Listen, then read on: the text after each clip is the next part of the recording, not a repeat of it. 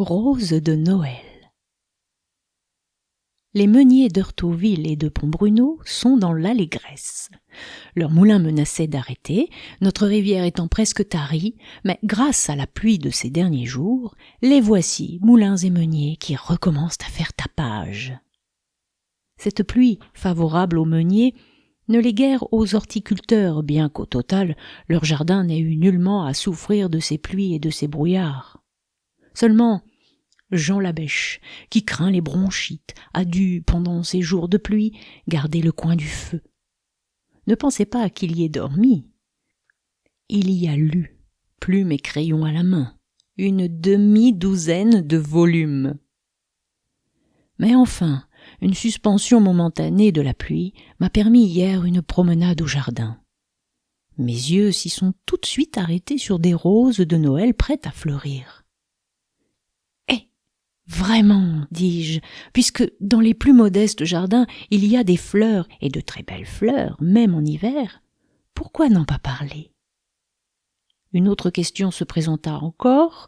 Pourquoi dans nos squares publics, si bien cultivés pourtant, néglige-t-on non pas seulement les plantes rustiques d'hiver, roses de Noël, lauriers thym, mais les jolies fleurs printanières, pomerolles, crocus, perce-neige, anémones, hépatiques, frétillaires?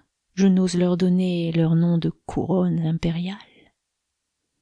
Les jardins publics pourraient égayer les promeneurs même en décembre et janvier. Au premier jour de février, le moindre jardinier d'amateur est en pleine floraison printanière. Mais dans les squares, on ne voit la fleur reparaître qu'au dernier jour d'avril, alors seulement que les éternels géraniums peuvent passer de la serre à la plate-bande. J'aime les géraniums, mais je ne les attends pas pour fleurir mon jardin. Et voyez un peu, voilà les squares en ce moment finis, je veux dire défleuris, tandis qu'avec les chrysanthèmes, le rustique enclos de Labèche est encore resplendissant. Les chrysanthèmes vont nous conduire aux roses de Noël, les roses de Noël aux pomerolles, aux pâquerettes, aux narcisses, et le cercle floral n'éprouvera pour nous que peu ou point d'interruption. Cette riche fleur d'hiver si bien appelée rose de Noël est un élébore noir, plante autrefois des plus célèbres pour ses vertus. Un heureux berger, Mélampus, avait, selon la légende antique, découvert ses propriétés merveilleuses. Ayant observé que l'élébore purgeait et calmait ses chèvres, il se servit de ce végétal pour guérir les filles du roi Praetus, qui, devenues folles, se croyaient transformées en vaches, les malheureuses. Le berger Mélampus, avec son élébore, put seul mettre fin au mugissement de ces étranges princesses. Hercule, atteint de folie, lui aussi fut remis en santé par l'élébore.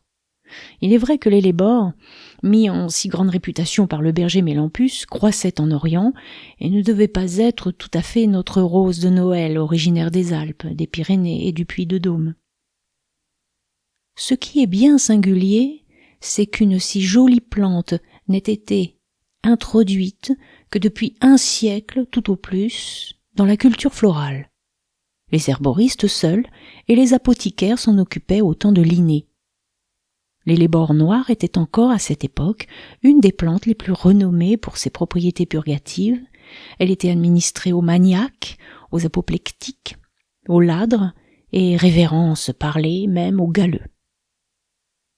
Les médecins ont complètement abandonné l'emploi de l'élébore. Les vétérinaires, cependant, en font encore usage. Mais je ne veux ici parler de l'élébore noir qu'au point de vue floral. J'en ai chez moi 7 ou 8 touffes magnifiques, qui depuis des années prospèrent et fleurissent sans que personne s'en occupe. Aussi me paraît-il que la plante est des moins exigeantes, mais se plaît-elle en tout terrain? Cela n'est pas vraisemblable. Consultez les plantes de pleine terre de Andrieux, vous y lirez. Par sa rusticité et la beauté de ses fleurs qui s'épanouissent en décembre et janvier, très souvent sous la neige, la rose de Noël est justement regardée comme une plante de premier mérite pour l'ornement des parterres. Elle demande une terre un peu forte, argileuse et humide, et une exposition ombragée. L'élébore noir, d'ailleurs, par son feuillage sombre, bizarrement découpée par sa large, calme et sérieuse corolle d'un blanc teinté de rose, se trouve être en parfaite harmonie avec la majesté de l'hiver. C'est une plante robuste et sévère, mais dont la fleur a je ne sais quelle grâce en sa vigueur austère. Elle apparaît au milieu de la mort universelle comme une protestation d'éternelle jeunesse et d'invincible amour, car on sait ce qu'est la floraison pour la plante. C'est le moment des noces. Le pâle soleil des derniers jours de décembre suffit à cette fête. Ah, rose de Noël, vous nous conservez au plus froid, aux plus sombres jours d'hiver, nos impressions printanières. Qui pourrait ne pas vous donner place dans son jardin ?